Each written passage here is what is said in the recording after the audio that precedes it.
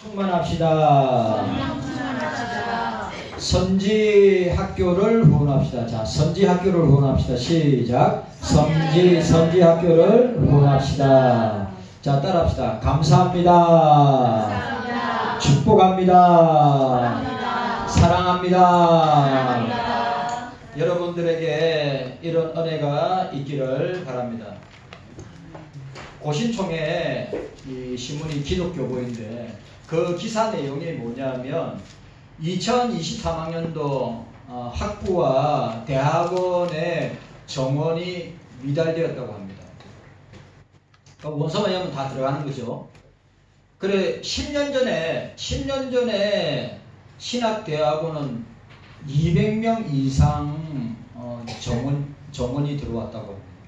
근데 지금 10년 딱 지나서 얼마냐 하면 50명이라고 합니다. 50명. 그래서 지금 총회에서 하는 운동이 뭔지 압니까? 한 교회에서 한 신학생 보내기 운동이에요. 한 교회에서 한 신학생 보내기 운동을 하는데 그것도 그리고 또 중요한 거는 저 고신대학교 빚이 200억이랍니다. 우리 옛날에 우리 경서교회 옛날에 안민 장군이 와서 간정 집회한 적 있죠. 옛날에 그 안민 장군님 계실 때는 흑자 경영을 했는데 그 뒤에 오신 총장님들은 적자로 지금 200억을 어떻게 감당할 것인가. 그 200억은 이자만 해도 어마어마한 돈이 될 겁니다. 그런 상황 가운데 있습니다. 그리고 더 놀라운 사실은 우리가 합동이나 합신이나 통합이나 뭐 감신이나 침신이나 또 뭐 대신이나 백석이나 뭐 우리 고신도 말할 것 없이 거기에 있는 학부와 대학원의 정원도 다 미달입니다. 또 제가 물어봤어요. 미국에 제가 잘 아는 목사님인데 미국 신학교는 어떠냐? 미국 신학교도 마찬가지라고 합니다. 신학생들 지원하지 않는다고 합니다.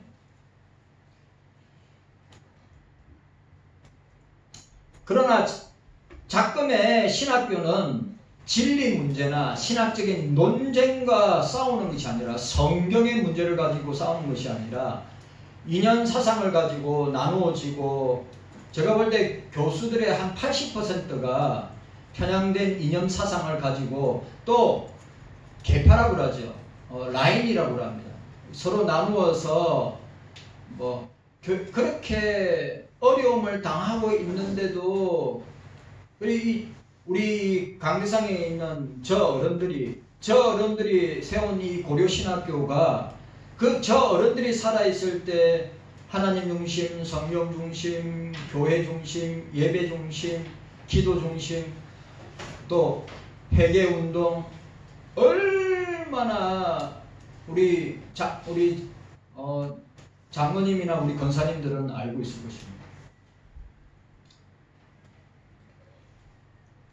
우리가 싸워야 될 신학교가 싸워야 할 대상들이 너무 많이 있는데 예를 들어서 이번에 4차 로잔대회를 합니다. 그 위원장이 온누리교회 이재용 목사입니다. 준비위원장은 선한목자교회 유기성 목사입니다.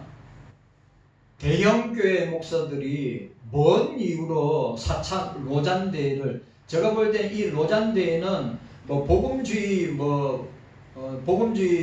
운동이라고 하지만 제가 볼 때는 바르트주의 운동이라고 생각합니다. 그리고 WCC가 있죠. WEA도 있죠. 신학교와 신학생들이 감당해야 될 우리 대적들, 우리가 방어해야 될 그런 대상들이 얼마나 많은데 각종 이단들이 있죠. 종교다원주의가 있죠. 인본주의, 세속주의가 그걸 달리고 있죠. 신사도 운동이 있죠. 신비주의, 은사주의 운동도 있죠. 로마 천주교는 지금 끊임없이 성장하고 있죠.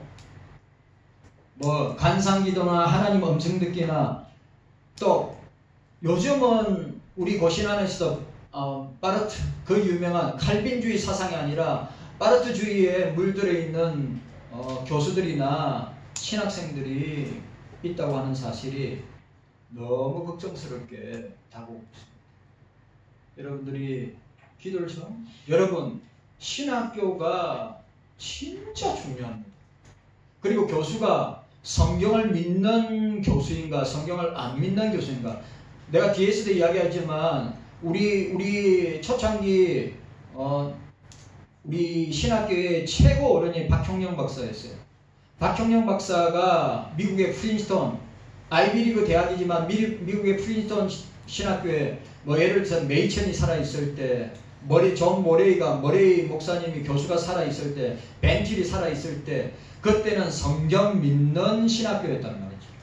그런데 영락교회에 세웠던 한경주 목사님이 프린스턴 신학교에 다닐 때는 그때는 천당 안 믿는 신학교다. 이런 것들을 여러분들이 오늘 본문을 통하여서 이런 역사들을 여러분들이 1년에 한 번 정도는 알아야 됩니다. 신학교가 얼마나 중요한지, 신학생들이 편향적인 이념 사상으로 뭐 강정 마을에 가서 데모하고 SFC 간사들이나 SFC 학생들이 데모한 데는 나가고, 그게 총회의 이슈가 돼가지고 아예 SFC를 없애자고 총회 안건까지 올라온 지금 이런 상황이 놓여있단 말이죠. 저 추억 성도들, 우리 고려신학교를 세웠던 신앙의 선조들이, 우리 목사님들, 장로님들, 권사님들이 이런 모습을 보면 어떻겠냐. 이게 이 시대의 종말을 향하여 나아가고 있다고 하는 반증이기도 합니다. 정신 진짜. 강대상에서 목사가 천당이 없다, 지옥이 없다, 그런 설교, 여러분 지금 강대상에서 행복하게 살아야 됩니다, 잘 먹고 잘 살아야 됩니다, 기복주의 설교하는, 거의 천편일률적으로 그래 설교하는 교회가 너무너무 많은 이 시대에 과연 당신은 죄인입니다, 죄인에게는 예수 그리스도가 필요합니다, 예수 그리스도를 믿어야 구원을 얻습니다, 예수 믿지 아니하면 지옥에 갑니다, 이런 설교를 들을 날이 이제 얼마 안 남았다는 것이죠. 깨닫는 은혜가 저와 여러분들에게 있기를 바랍니다. 자, 오늘 본문 보시길 바랍니다. 우리 오늘 본문 4장 1절에 7절에 이 축복받은 가부가 나오지요. 본장의 전반부는 즉 개인을 상대로 한 이적 중에 그 서두격인 본문에는 가부를 도와준 엘리사의 사역이 기록됩니다. 본문에서는 특별히 엘리사의 신적인 능력과 가부의 고백, 또 가부의 정직, 가부의 순종, 가부의 신앙 등이 비교적인 관점에서 서술되고 하나님의 능력이 나타난 자의 신앙 상태가 어떠한지. 여러분, 우리는 예수 그리스도의 믿음으로 견고하고 흔들리지 말고 딱 서가 있어야 될 줄로 믿습니다. 믿음이 충만한 사람 가운데 하나님의 능력이 나타난다는 것이죠. 그 이제 행위는 하나님의 궁극적 구원 사역의 모형임을 보여주고 있습니다. 그래, 오늘 우리가 다 읽어야 되지만 1절에서 7절의 내용에 본문이 주는 교훈이 뭐냐? 하나님은 항상 성도들을 도와주시기를 원하신다. 주님은 우리를 도우시기를 원하신다. 그리고 하나님은 하나님의 은혜를 담을 믿음의 그릇을 준비하게 하신다. 예? 종지 그릇도 있고, 세수돼야만 하는 그릇도 있고, 믿음의 그릇을 준비하신다. 그리고 하나님은 성도의 믿음과 순종의 분량대로 채워주신다. 여러분의 믿음의 분량대로, 여러분들이 교회를 향한 믿음의 분량대로 교회가 자라날 것이고, 가정을 향한 믿음의 분량대로 가정이 자라날 것이고, 자식을 향한 믿음의 분량대로 자식이 자라나게 될 것이다. 종기 그릇을 가지고 그 믿음과 은혜를 받으면 얼마나 당겨서 종기 그릇 담으면 얼마나 큰 그릇. 자, 오늘 자 우리가 본문 읽었던 8절부터 37절까지 이 수넴 여인, 믿음으로 아들을 받았던 수넴 여인이 이 선지 학교를 운영했던 엘리사를 어떻게 대접함으로, 이게 신학교, 선지 신학교 후원 운동의 모형이라는 거죠. 엘리사의 이적 가운데 유일하게 인간 생명과 직결된 내용을 담고 있는 본문은 개인을 상대로 한 이적의 마지막 장면이자 대중을 상대로 하는 이적의 견인차적인 역할을 하고 있습니다. 이러한 본문은 영적인 통찰력과 신앙적인 열심을 소유한 수넴 여인과 엘리사 선지자의 만남 속에서 펼쳐지는 수넴 여인의 아들 탄생, 그 아들의 죽음, 그리고 그 아들의 부활, 소생의 이적동으로 오늘 본문이 구성되어 있습니다. 오늘은 우리 고려신학교 주일을 맞이해서 오늘 제목 설교를 하도록 하겠습니다. 자, 따라합시다. 선지학교를 후원합시다. 선지학교를 후원합시다. 따라하세요. 선지학교를 후원합시다. 선지학교를 후원합시다. 자, 선지신학교 후원운동입니다. 첫 번째로 이 신학교는 제자운동, 구령운동의 신학. 세계사의 중심은 택자 구속운동이죠. 구속 역사의 중심은 예수 그리스도입니다. 여러분이, 제가 지금 이야기하는 것은 여러분이 딱 성경관이나 신학관을 제가 말하고 있는 그 내용을 갖다 딱 정립하고 있어요. 뭐라고요? 세계의 중심은 택자 구속운동이라는 거죠. 구속 역사의 중심은 예수 그리스도입니다. 그리고 예수 그리스도의 구속운동, 예수 그리스도의 구속운동은 교회 운동을 통해서, 그리고 그 교회 운동은 선교, 전도, 말씀, 설교 운동을 통하여서 나타난다고 하는 사실입니다. 교회 운동의 결정적 역사 중에 하나가 주님께서 제자들을 선택하시고 부르시고 임명하여 교회 운동을 전개하고 있습니다. 곧 주님의 양을 치는 일입니다. 주님께서 이 땅에 오신 이유이기도 합니다. 예수님의 마지막 부탁의 말씀 중에 사복음서의 마지막 장에 결론 부분에 이런 내용이 기록되어 있죠. 마태복음만 봅니다. 너희는 가서 모든 족속으로 제자를 삼아 아버지와 아들과 성령의 이름으로 세례를 주고 내가 너희에게 분부한 모든 것을 가르쳐 지키게 하라. 내가 세상 끝날까지 너희와 항상 함께 있을 것이다. 예수님의 세례, 인침 운동을 전개하기 위하여 주님은 시대마다 일꾼들을 세우셨습니다. 그리고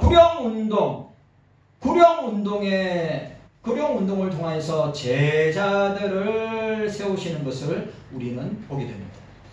이러한 구령운동의 지도자 양성은 구약에는 선지생도란 이름으로 나타났습니다. 그래서 선지생도, 우리 신학교 다닐 때 우리를 갖다가 선지학교, 선지생도 아시죠? 육군 뭡니까? 육군 사관생도, 해군 사관생도, 공군 사관생도라고 그러잖아요. 우리 신학교 다닐 때 신학생도라고 그랬어요. 선지생도 이러고 나타납니다. 선지자 사무엘 시대부터 전문인 선지생도 양성이 시작되었고 엘리야와 그 엘리사의 전임 사역자였던 엘리야와 엘리사 시대에 와서 전국에 선지학교가 세워졌습니다. 길갈이나 베델이나 여리고나 요단이나 갈멜산 등지에서 나타나게 되었습니다. 신약에서는 예수님이 친히 12제자와 70인 전도인을 조직한 사실로 사도시대를 거쳐서 교부시대로 들어오면서 교회 지도자 운동, 곧 신학교육운동이 일어났습니다. 그리고 종교개혁 시대에는 로마 천주교의 천년의 암흑시대를 종식하고 오직 성경으로 돌아가자, 오직 성경으로 돌아가자, 아카데미 운동이 전개되었습니다. 그 유명한 아카데미가 제네바에 있는 제네바 아카데미입니다. 칼빈이 세웠죠. 칼빈이 선지생도들, 진리의 종들을 세우기 위해서 친히 만든 학교가 제네바, 지금은 제네바 대학이 세계 최고 명문 대학 중에 하나죠. 칼빈이셨습니다.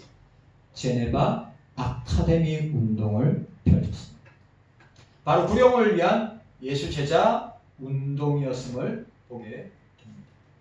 자, 따라합시다. 신학교 운동을 따라하세요. 신학교 운동은 제자 운동이요. 구령 운동입니다. 구령이 뭡니까? 영혼을 구원하는 거잖아요. 신학교가 왜 존재합니까? 교회가 왜 존재합니까? 목사가 왜 존재합니까? 저와 여러분들이 왜 존재합니까? 이 일을 하기 위해서 존재하는 거예요.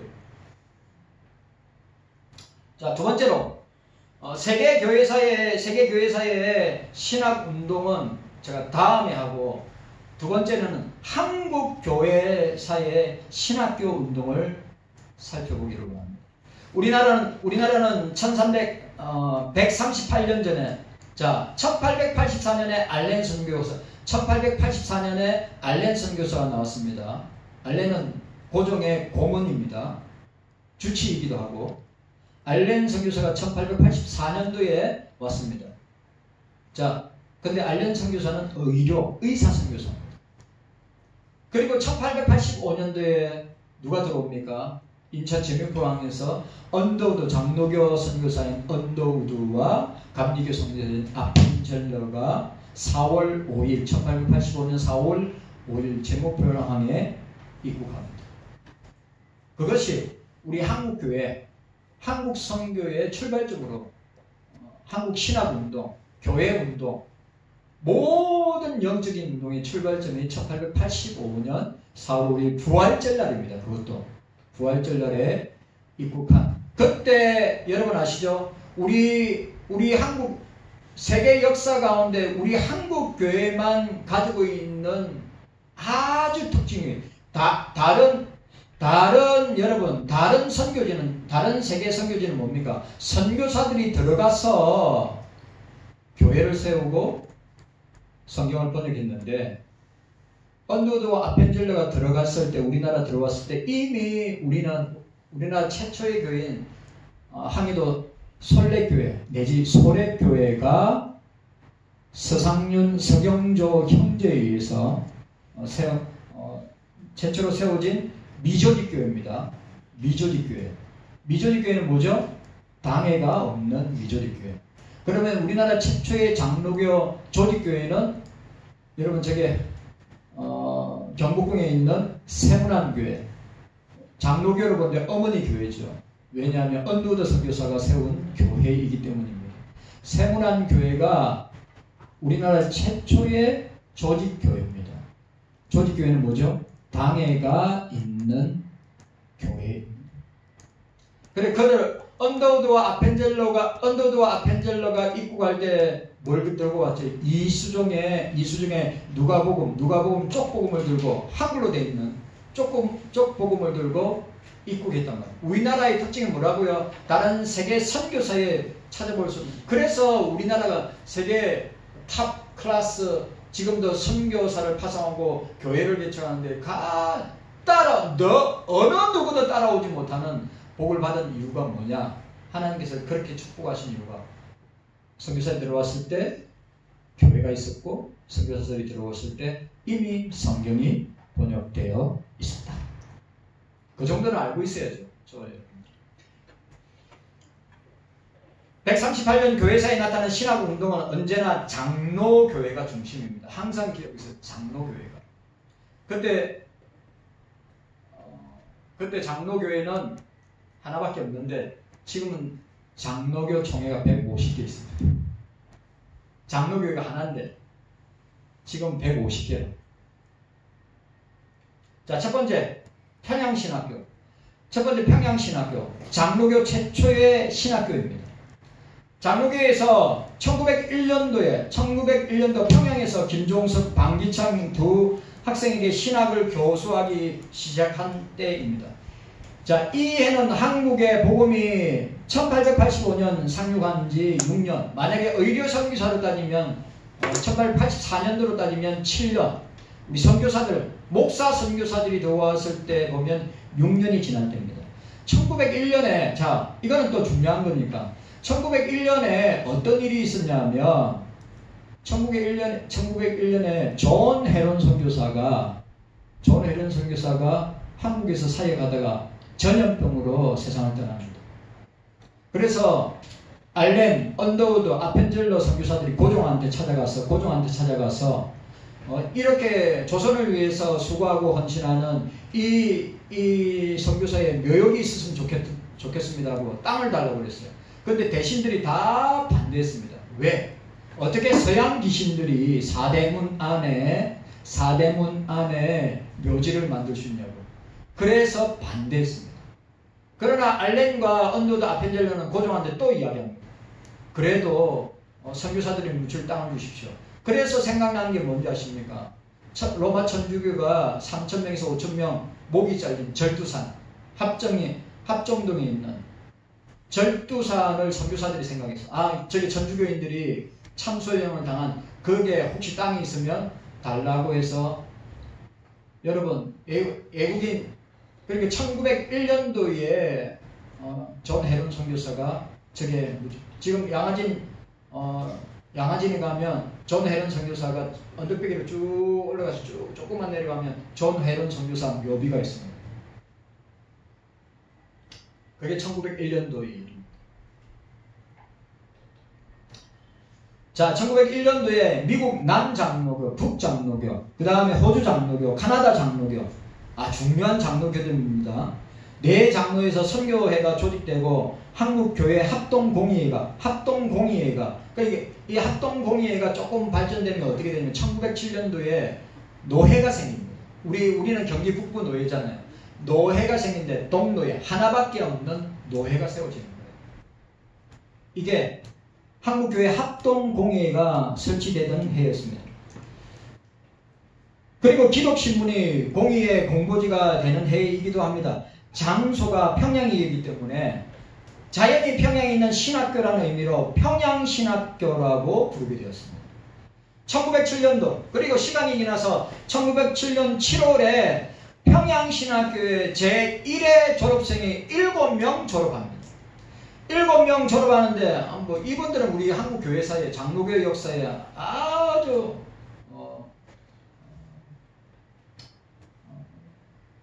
공헌을 하고 또 길이 빛나는 이름 중에 하나죠. 방기창, 서경조, 우리나라 최초의 교회를 세웠던 서상면 서경조 형제, 서경조, 양전백, 한석진, 이기풍, 우리나라 최초의 장로교 선교사 어디로 파송했겠어요?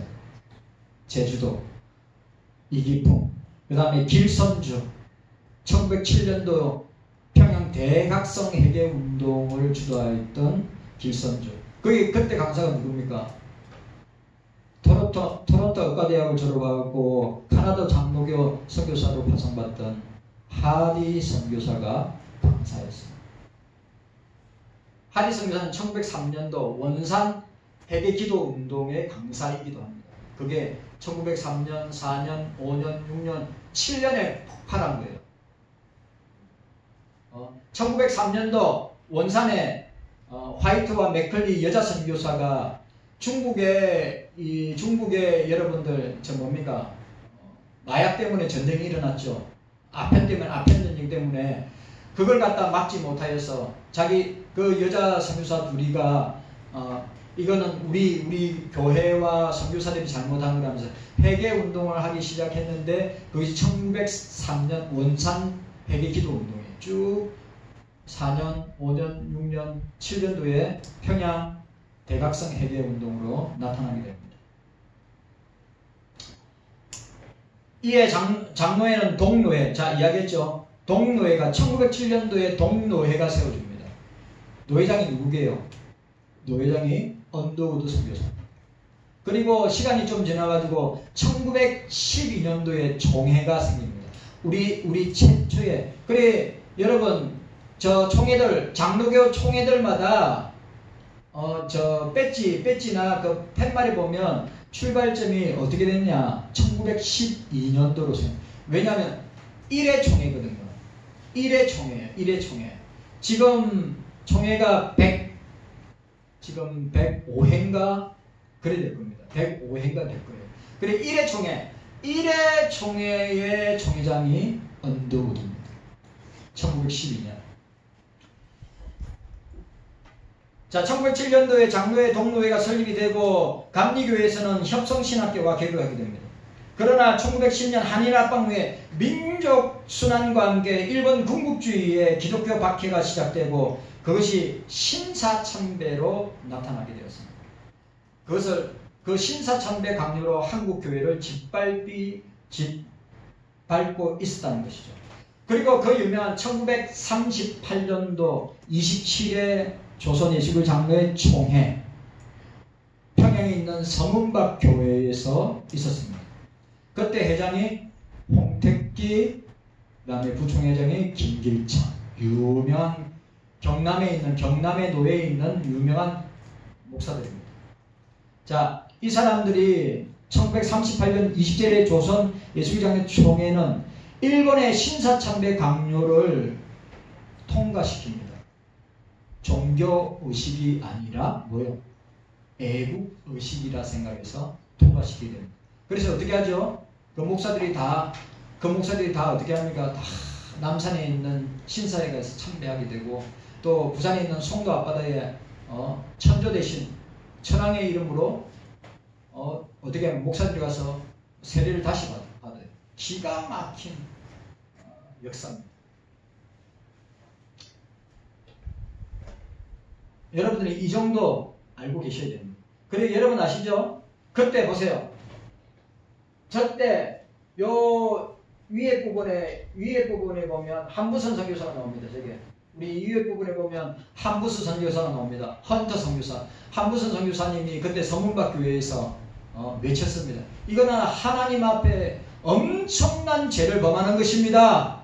청대 여러분, 하나님 앞에 심판을 어떻게 감당하시려고 하십니까? 뭐 고래고래 외치다가 일본 고동경찰이 그 한부선 선교사님을 끌고 데려나가고 미국으로 추방시키죠. 그래 해방되고 난 뒤에 한부선 선교사님이 다시 부산에 와서 고려신학교에서 오랫동안 섬기셨던 분이 한부선 선교 헌터 선교사님. 총대니까 당연히 총대니까 참석하는 거죠. 자, 두 번째로 조선신학교입니다.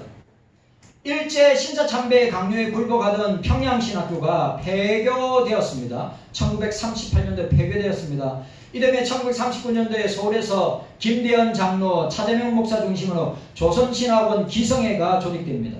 그리고 1940년 서울 성동교회당, 아직도 있습니다. 합동측에 성동교회당에서 조선신학원이 정식으로 개교하게 됩니다. 그 1941년도 여러분 대동아 전쟁이라죠. 2차 대전입니다. 일어나 한국교회는 피해 순교자를 내는 극한 상황까지 몰리게 됩니다. 신사참배 반대하다가 이분들 다 신사참배 반대하다가 평양, 그것도 악질범 중에 악질범을 가두는 곳이 평양 감옥입니다. 다 평양 가면서 인간이 지금도 마찬가지입니다. 인간이 감당할 수 없는 고문을 내가 차마 여러분들한테 말 못해요. 그런 고문을 저와 여러분들이 이 시대에 그런 고문을 당한다. 뭐 민주화 시대에 그런 고문을 비교도 안 될 정도로 그런 고문을 견디지 못해가지고 돌아가신 순교자들이 일어나게 됩니다. 대표적인 사람 주기철 목사님, 또 제주도로 선교사 최초로 파송받았던 이기풍 목사님, 그리고 최봉석, 그 유명한 최건능, 예수전당 불신주업을 외쳤던 교회를 10,000개나, 제가 알기로는 교회를 10,000개 이상 개척했다는데 모르겠어요. 하여튼 최봉석, 최건능 목사님, 이 최건능 목사님 이야기도 참 은혜로운 이야기 많은데 그건 다음에 하고, 최봉석, 최건능 목사님, 그 다음에 최상민 목사님, 그리고 그 유명한 박관준 장로님이 평양공항에서 다 신사참배 자기 믿음과 신앙 지키다가 순교를 당합니다.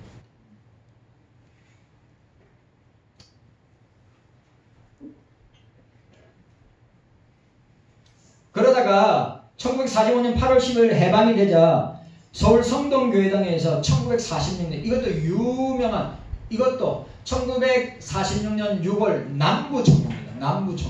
남부총회가 뭐냐? 이미 38선이 껴졌고 북한은 이미 공산당 김일성이가 장악하고 있었기 때문에 남한에 있는 목사와 그때도 장로교는 하나밖에 없었어요. 1946년도에 뭐가 그 장로교 하나밖에 없는 데서 뭐가 누가 빠져나옵니까? 우리 여기 준한선 목사님, 한상국 목사님, 그 다음에 손양원 목사님 중심으로 어떻게 해요? 고려파 운동을 시작하게 됩니다.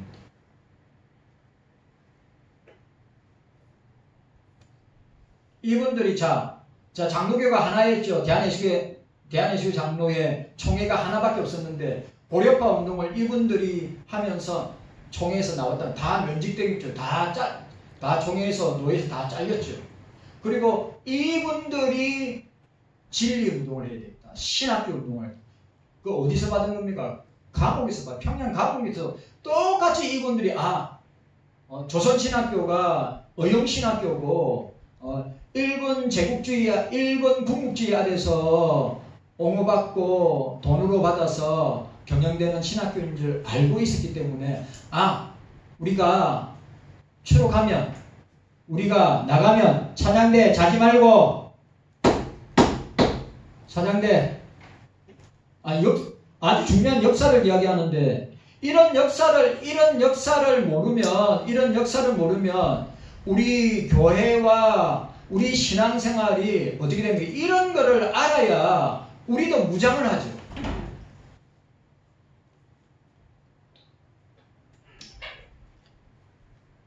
그래 남부총회 때 어떻게 했냐면 신사참배 가게라는 것을 취소하고 회개해야 되는데 그거 안 하고 그리고 조선신학교를 총회 직영신학교 그럼 장로교 유일한 총회 직영신학교로 통과하는 거예요. 왜? 조선신학교는 오영신학교 자유주의 신학교 예를 들어 그게 유명한 최필건, 김재준, 김정준, 안병무 여러분들이 나중에 또 보면 문익환 또 지금 이상한 분 있잖아요. 도울 김용우부터 시작해죠. 그런 사람이 다 그 신학교 출신들이에요. 해방신학, 예? 민중신학. 지금 그런 운동하고 있는 사람들 다 그 신학교 출신들이에요. 여러분 딱 보면 계보가 쫙 나올 때 있어요.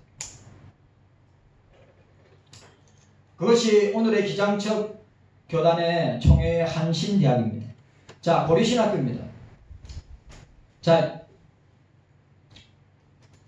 여러분 이제 아셨죠? 그래서 이 조선신학교를 갖다 총회직영신학교로 세우니까 이 추록 성도들이 뭐요? 개혁주의, 칼빈주의 운동을 하는 신학생을 만들어내야 되겠다 해서 고려신학교를 시작합니다. 자, 세 번째 고려신학교입니다. 순교적 신앙의 열매인 고려신학교입니다. 고려신학교는 1946년 9월 20일에 일제 만력 군국주의의 신사참배 강요에 항거하다가 투옥된 신앙의 지도자 고 주남선 목사님, 고 손양원 목사님, 고 한상동 목사님 그리고 그때는 아주 젊으신 청년 교수 신학자였던 고 박윤선 목사님이 함께 만드는 신학교가 부산에서 만드는 신학교가 고려 신학교입니다. 그런데 그 해 1946년도 9월 20일 날이 우리 신학교 개교일로 신학교 주일로 지키잖아요. 오늘 그 주간이에요. 그 주간 9월 20일 날 개교했으니까. 그때 신학생들이 모이면 뭐 했는지 아십니까? 그때 배고플 때.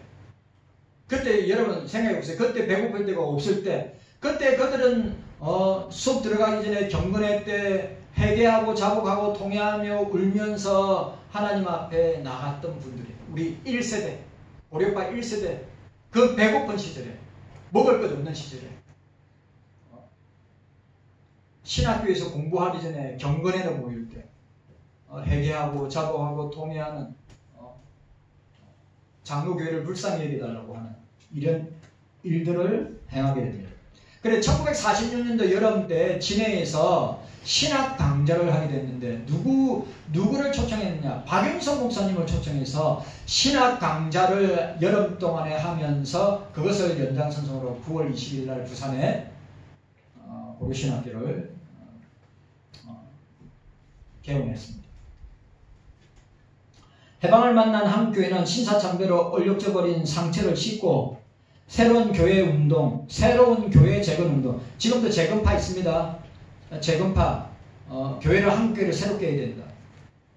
그래가지고 그 재건파 교회 중에 신촌에 있는 아주 큰 교회, 대형 교회 신촌에 있는데 이병규 목사님이 개척한 교회인데 이병규 목사님 돌아가셨죠. 그 재건 운동의 역사적 요청을 받게 됩니다. 일제강점기에서 평양시내가 폐교가 되고 1939년도에 새로운 신학교가 설립되었는데 1940년 4월에 조선신학원이 조선 총독부 기여 아래 세워진 신학교입니다. 해방 이후에 1946년도 6월 남부총회 위와 같은 조선신학원을 조선신학교로 개칭하고 남부총회 직영신학교로 결정하였습니다. 이 학교의 신학적 입장은 자유주의였고 친일적인 신학교였습니다. 자 보세요. 천당 안 믿는, 지옥 안 믿는. 자 목사를 보세요. 이것도 중요합니다. 성경의 무호성을 안 믿고 예수님 동정녀 탄생을 안 믿고 예수님의 십자가의 대속을 안 믿고 예수님의 부활을 안 믿고 왜? 다 비과학적이기 때문에 이거는 과학적으로 뭡니까? 일어날 수 없는 일들이잖아요. 그리고 다섯 번째가 뭐예요? 예수님의 이적을 믿지 아니하는 신학교라 이 말이에요. 그런데 여러분, 저와 여러분들은 성경의 무호성을 믿습니다. 예수님의 동정녀 탄생을 믿습니다. 예수님의 십자가의 대속을 믿습니다. 예수님의 부활을 믿습니다. 예수님의 이적을 믿습니다. 지금도 예수 이름으로 여러분 이적이 일어납니다. 그걸 아시죠? 그래서 추록한 성도들은 부산에서 신앙의 전통, 바른 신앙, 생활의 순결, 바른 생활을 모토로 평양신학교를 잇는 고려신학교를 개교합니다. 그리고 이 신학교의 일대 교장이 누구냐 하면 박형룡 목사님이고 그 다음에 1948년도 박형룡 목사님이 서울로 올라갑니다. 서울로 올라가서 여러분들 아시는 장로회 신학교를 세우죠. 2대 교장이 박윤선 목사님이 개혁주의 칼빈주의를 추구하는 교류신학교를 이어가게 되는 것입니다.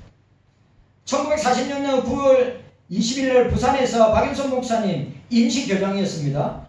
고려신학교를 개교하여 나중에는 경남도의 인준을 받았습니다. 고려신학교는 서울에 있는 조선신학교의 신학적 입장이 자유주의적이라고 하는 사실, 그 신학교를 열게 된 이유입니다. 신사참배의 공제의 해제 문제. 신사참배의 공적인 해제 아직도 안 했습니다. 지금 장로교는. 그 다음에 옛 평양신학교의 신학사상의 복고 신학, 그러니까 조선신학교의 사상은 뭡니까? 자유주의 신학이라, 파르트 신학이라. 성경 안 믿는, 이적과 표적과 예수님의 십자가 부활 사건을 안 믿는, 이성적으로 받아들여야지, 합리적으로 받아들여야지, 과학적으로 어떻게 해요? 증명돼야지 믿어진다는 거예요. 근데 평양신학교는 어쩌? 성경의 무호성, 오케이. 그 다음에 예수 그리스도의 동정녀 탄생, 오케이. 예수님의 십자가의 대속, 오케이. 그 다음에 예수님의 부활, 예수님의 이적을 다 믿는 평양신학교의 사상을 그대로 이어받아서 시작한 것이 고려신학교입니다. 오늘의 고신총회의 고신대학의 전신입니다. 자, 네 번째, 장로회 신학교. 1948년도 6월 박형룡 박사가 고려신학교 교장직을 사면하고 서울에 올라와서 장로회 신학을 다시 설립합니다. 여러분, 이거는 굉장히 중요한 겁니다. 자, 이게 지금 어디입니까? 총신대학교라. 이게 지금 합동적 총회의 뭡니까? 모교회라. 모신학교로, 모신학교. 총신대학이 사당동에 있고 총신대학원은 양지에 있죠. 여러분 아십니까? 여러분 아십니까? 박형룡 목사님이 한상동 목사님한테 목사님 우리 서울로 올라갑시다 라고 제의했습니다. 그런데 한상동 목사님이 아니에요 했습니다. 만약에 한상동 목사님이 서울로 갔다면 아마 지금 우리 장로 교회 중에 가장 교회가 많은 교회가 어디입니까? 합동측이란 말이죠. 만약 우리 한상국 목사님, 박형영 목사님 말 듣고 서울로 올라갔다면 아마 고신총회가 우리나라 장로교회인데 가장 많은 교회가 됐을 거란 말이죠. 그런데 문제가 뭐가 문제냐?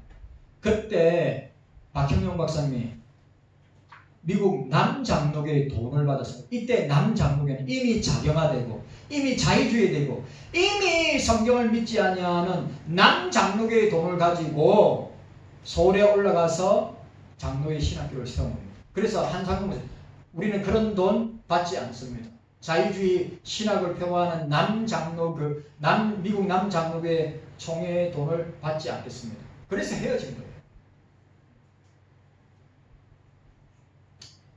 자, 오늘 마지막 세 번째로 여러분, 오늘은 제목 설교인데 저와 여러분들이 이런 역사는 알고 신학교를 위해서 기도하고 알고 후원을 해야죠. 모르고 그냥 후원합시다. 그러면 안 되죠. 그런데 이런 장로교 신학교 꽤 많죠. 지금은 학부와 대학원이 꽤 많아요. 대신도 있고 백석도 있고 통합도 있고 합신도 있고 그 다음에 고신도 있고 합동도 있고 많지요. 그런데 지금은 어떠느냐? 지금은 기울어진 거죠.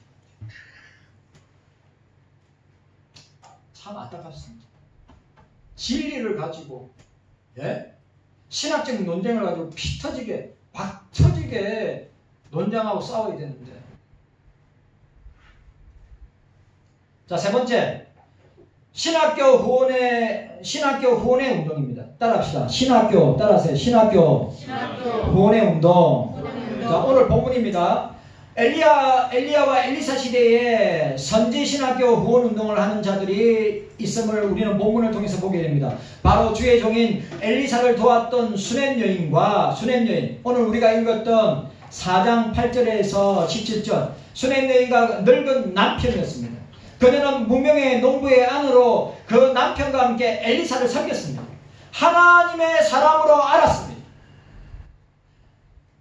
휴식처를 제공하고 또 공개하였습니다. 그의 이러한 봉사는 하나님 중심, 성경 중심, 교회 중심, 성전 중심의 사상을 갖고 있었던 수넴 여인이었습니다. 그 봉사의 결과는 무자했던 그 가정에 아들을 얻는 생명의 축복을 받게 됩니다. 그리고 또 한 사람, 바알 살리사에서부터 온 한 농부, 그는 처음 익은 식물 곧 보리떡 20개와 한 자루의 채소를 엘리사에게 가져왔습니다. 엘리사는 이것을 학생들에게, 선지 생도들에게 나누도록 명령하였습니다. 이 적은 음식으로 선지 생도들의 100명의 무리가 먹고도 남는 기적의 역사가 오늘 본문 4장 23절에서 43절 내용으로 나타납니다. 참으로 귀하고 값진 선지 신학교 후원의 회원들이고 운동이었습니다. 보잘것 없는 것. 목사를 보세요. 보잘것 없는 것. 주님 앞에 신학교 교장인 엘리와 엘리사 선지학교 선지 성도들에게 진짜 보잘것 없는 것을 드렸는데 주님은 30배, 60배, 100배, 1000배, 만배로 갚아주신 줄로 믿습니다. 여러분, 경세인 모두가 선지학교 후원의 회원으로 동참하고 함께 여러분 구령운동에 동참하는 기도의 회원으로, 헌금 회원으로, 여러 가지 봉사 회원으로 수넴 여인처럼, 그 남편처럼, 그리고 하나님의 놀라운 생명 인태의 축복을 그렇게 후원하고 그렇게 나눈 결과로 생명 인태의 축복을 받았고, 바알 살리사에서 온 한 무명의 농부가 자기의 가진 것을, 그건 뭐 얼마 돼요? 우리 돈으로 하면 이거 뭐 얼마든지 살 수 있는 건데, 드린 결과로 선지생도 100명이 먹고도 남는 놀라운 기적의 역사가 일어난 줄로 믿습니다. 저와 여러분들이 그런 선지 신학교의 구원의 해움을 안타까운 마음으로 교수님들과 신학생들을 위해 기도하는 우리 모두가 되시기를 주님의 이름으로 축원합니다.